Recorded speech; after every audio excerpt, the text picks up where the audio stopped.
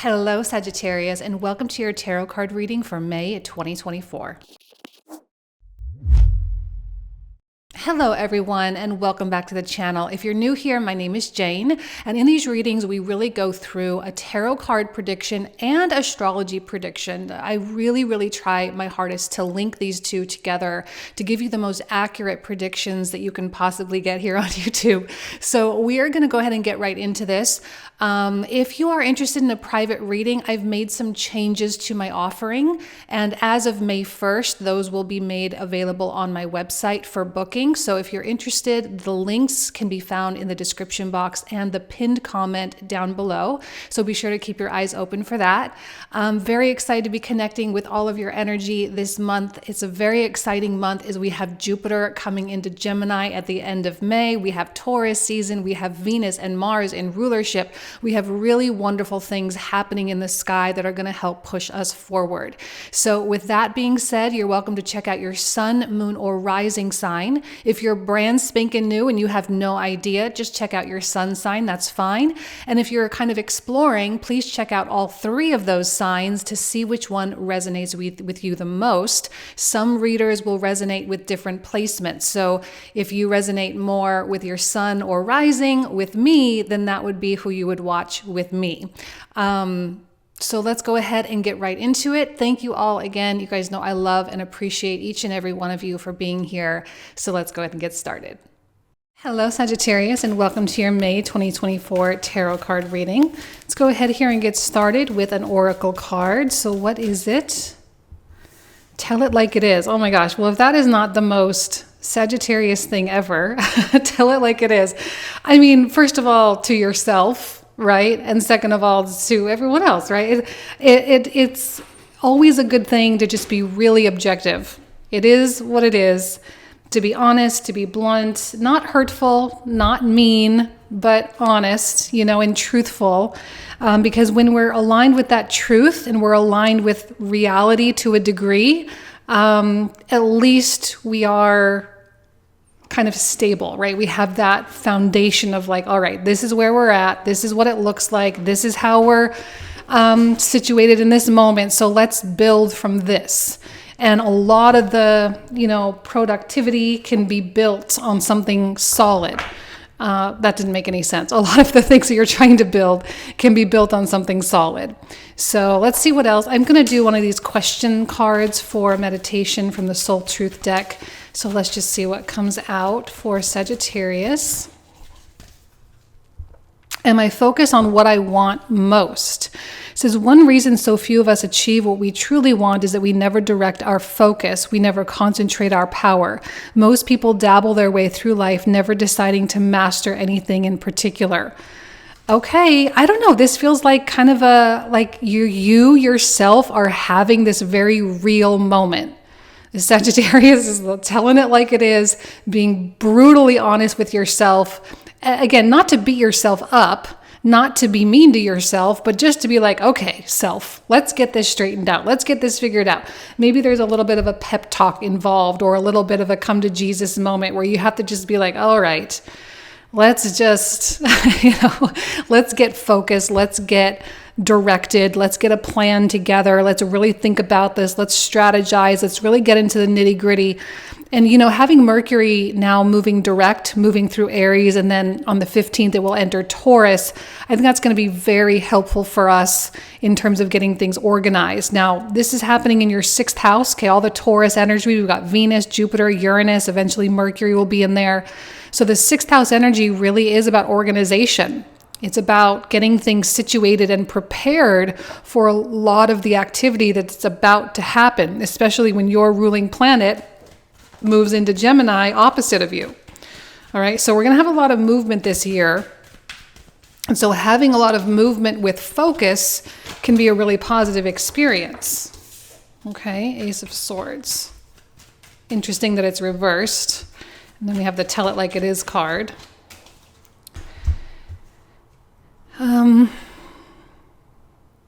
Okay, the Four of Wands in the middle, reversed, doesn't surprise me because I do feel like a lot of us are pulling out the rug from underneath ourselves. The reason we're doing that is because we're just simply ready for new foundations. We're ready for new structures. We're ready for new types of things in life, new types of experiences. And we all have different ones and different goals and different values. So that's going to vary from person to person. But there's also this very real thing of saying, okay, enough of this old thing. I have to uproot myself, right? Pull it out from the roots, get it out of my life or whatever. And I'm not saying this is bad. It's just time, it's just time for that change. But see, these two cards together really mirror this. Am I focused on what I want most? For some reason, I'm feeling like Sagittarius needs to really sit down and think about their vision truly in an objective kind of way, not in like, oh, it would be so nice to have this, but really think about your goals, really think about where you want to go. Because with the Ace of Swords reversed, it kind of tells me that clarity is either not really there. And I don't expect you to have the exact plan perfectly, because one of the things I'm saying to everybody is Jupiter, as it comes into Gemini, is going to be all about mapping, finding routes, finding new pathways. So the path is going to be variable. It's going to be flexible, and we can be adaptable over the next year between like June and June of 2025. So we don't have to be so strict with ourselves in terms of like, okay, I know I have to know exactly, but we have to know where we're going, okay? And we have to have some semblance of an idea of what we think based on the information and the experience and the life that we have behind us, based on what we're working with. How do we think the next few steps need to go? And that's really all we need. We don't need to have this whole huge thing, okay? We can really break it apart, break it down, make it digestible. It really should be set up in a way where we know we will succeed. And then we can change later. That's fine. But I kind of feel like especially with the Two of Wands reversed, it's like, do you really have a clear vision? Or does it still feel very abstract? And how do you take the abstract concept, like your manifestation board with the $250 million yacht or whatever, okay? I always use the yacht as an example because it's just kind of like, the biggest of the big, okay? So you have like this giant yacht on your vision board, but you can barely pay your cell phone bill. And you're like, okay, how do I really bridge that gap? We don't want it to be so abstract and so far out there that it causes us to shut down. Okay, so we need to, tell it like it is, bring it back to some semblance of honesty and some semblance of reality, but still maintain that optimism and sense of possibility. But we got to get more clear on the vision. Because you're doing this anyway. You're pulling the rug out from under you anyway. You're making the change anyway. You're kind of purposefully shaking things up, creating a little bit of a storm in your life. You're doing that anyway so that something else can be attained. You're creating space for something. You just need to know what exactly it is you're creating space for.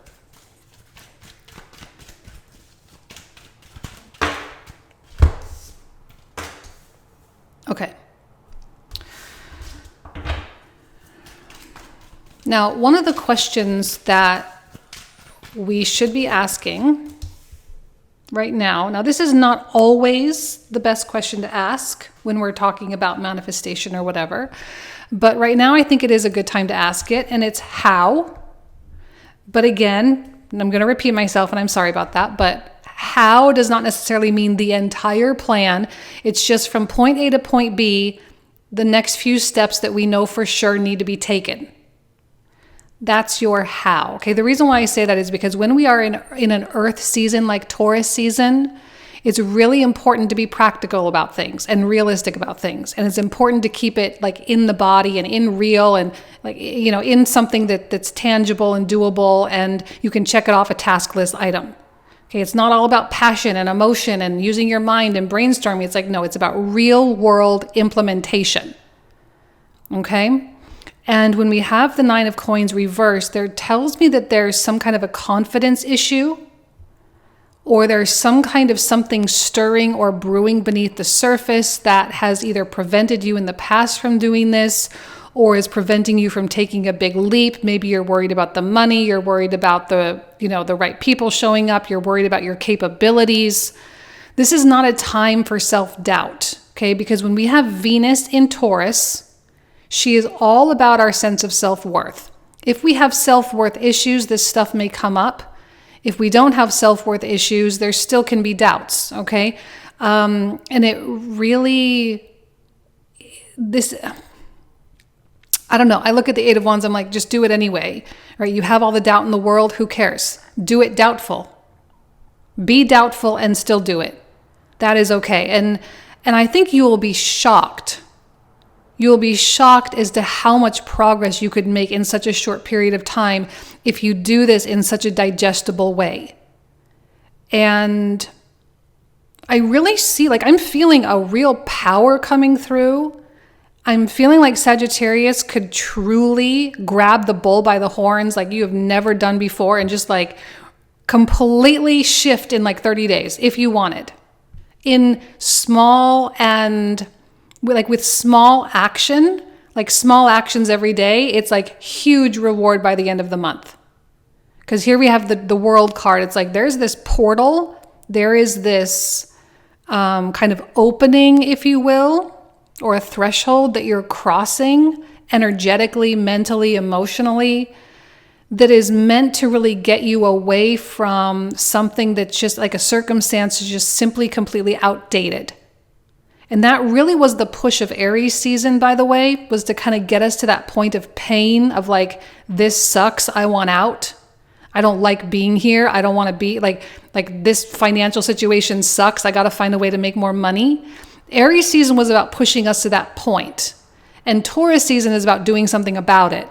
We're not just going to sit and whine and complain and be all in our feelings about it. We actually have to get our hands dirty, roll up our sleeves and get to work. Because that's what Taurus is. It's a sign of hard work. It's a sign of survival. It's a sign of earning money. It's a sign that has to do with making the lifestyle what it is you want it to be.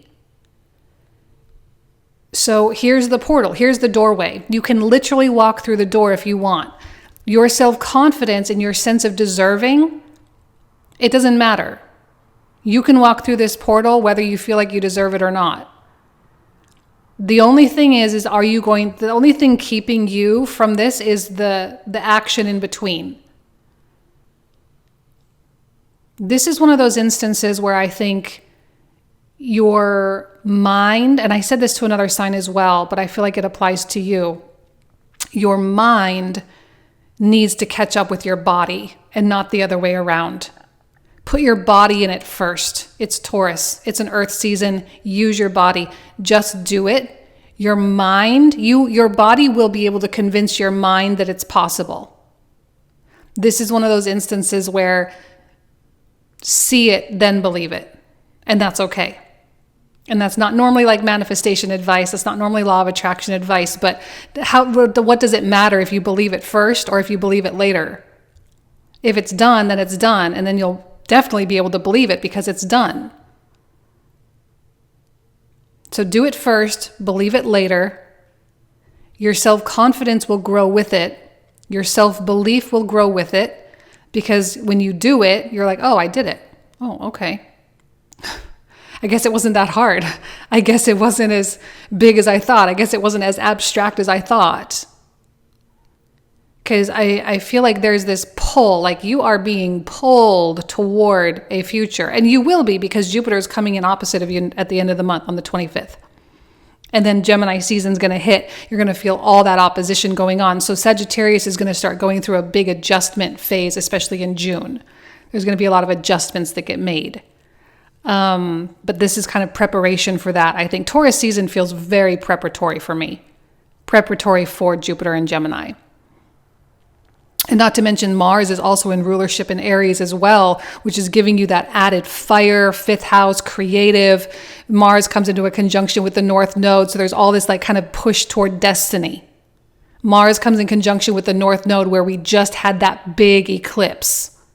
So boom, we kind of have that extra added fire, warrior, fighter, fight for what you want to create kind of thing. And that's really the Eight of Wands here. And this is actually a card associated with the sign of Sagittarius as well. So there's kind of that like forward motion, hunter, impulsive, passion, fire kind of thing coming out.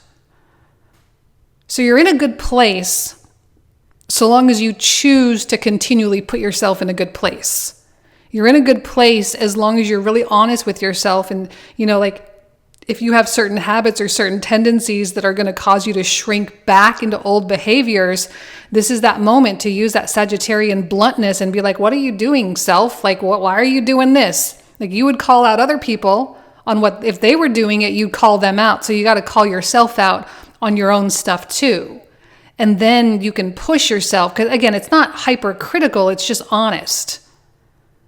It's not mean. It's just you're being objective with yourself. And sometimes we just got to lay down the law with ourselves, you just got to lay it down. Beautiful. See, I do like the coin energy because it really is associated with productivity and accomplishment and achievement and the actualization of things. Like this is a huge opportunity to actualize stuff. There is no doubt about it. Now, the fact that there's only one major arcana that comes out, which is this one, I haven't been getting a lot of major arcana. I'm going to be honest. This month, I don't know that this is the heaviest hitting month. That was last month. This is actually a very soft season, but it doesn't mean, it doesn't mean that it's like an empty season, okay? The changes and shifts here are likely to be more profound than even last month because sometimes the intensity of like say an eclipse plus a Jupiter-Uranus conjunction plus Mars-Saturn conjunction, which we all had at the same time, all at once, all of that happening at once is emotional and it's spiritual and it's cleansing and it's, there's just a lot that goes to it. So the aftermath of that, this is the aftermath. And the fact that we have this world card as like, all right, well, that's over. Now you have to push through the portal and move into the next chapter through your actions, okay? That's kind of the main message here. And that there's a massive ending happening. It's not going to be loud. It's just going to be a normal, organic, soft transition. You're just changing. That's it. That's all that's happening. You're just changing. Things are just changing. The energy is just changing. And so with these two cards, they speak in different ways, okay? And I don't see these being in conflict with one another at all. But I do see two very important different things. So first of all, the Queen of Coins is all about the environment in my eyes. It is about a seed that you plant and making sure that it continually gets the proper nutrients that it needs to survive. So it's all about, like planting a seed in the garden, the proper soil, the proper sunlight, the proper water. So the right people, the right podcasts, the right information, the right education that you're learning, right? The right resources, the right attitude, all of that you dump into your projects or your goals. Over time, it absolutely will start to take hold. And then the King of Coins is very much about that self-worth. And it's about feeling that it is possible and feeling that it is doable. There's also a lot of patience with both of these. Now, this is kind of opposite of the Eight of Wands because the Eight of Wands is not very patient. It's actually quite hasty. But that hasty energy applied to daily tasks, right? All the sixth house, daily tasks, daily routines. All that energy applied to daily tasks, that's fast. The growth of all of those things is going to happen over time. Think compound interest. You're compounding. And he can wait. Queen of Coins can wait. You can wait for the reward, wait for the money, wait for the relationship, wait for all of these things because it's worth it, it's coming, and the dedication here really is to the process, and it's a dedication to the actual changes that you are hoping to sustain. And with the Six of Cups reversed, to me, that tells me a release of the past. This card is very much associated with past things. So whether it's your past, like childhood or past lives or whatever, but there is this sort of disassociation with the past going on right now.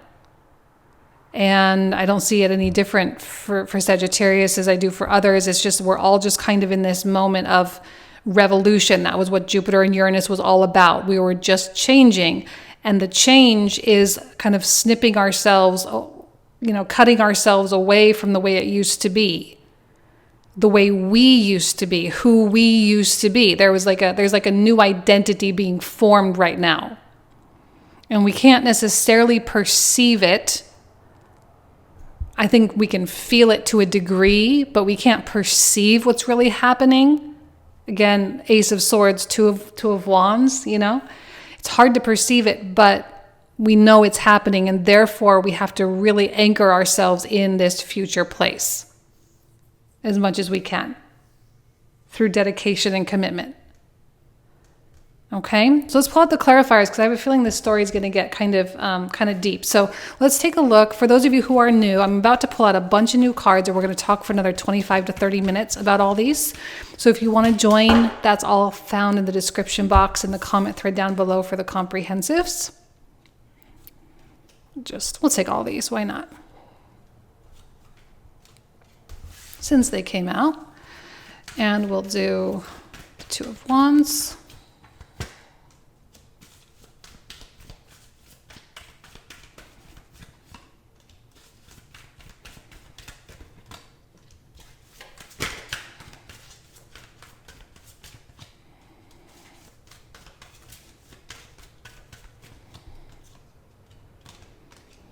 Beautiful. Love the Wheel of Fortune with the Eight of Wands.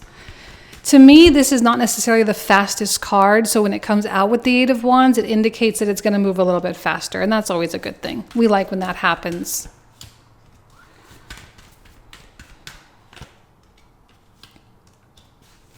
Oh, love my Queen of Wands.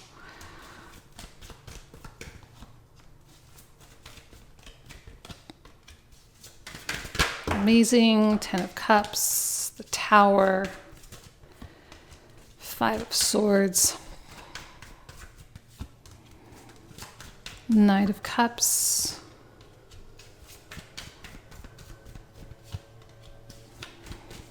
seeing some other people creep into this story, so it's not just all about you. There's going to be other people that show up.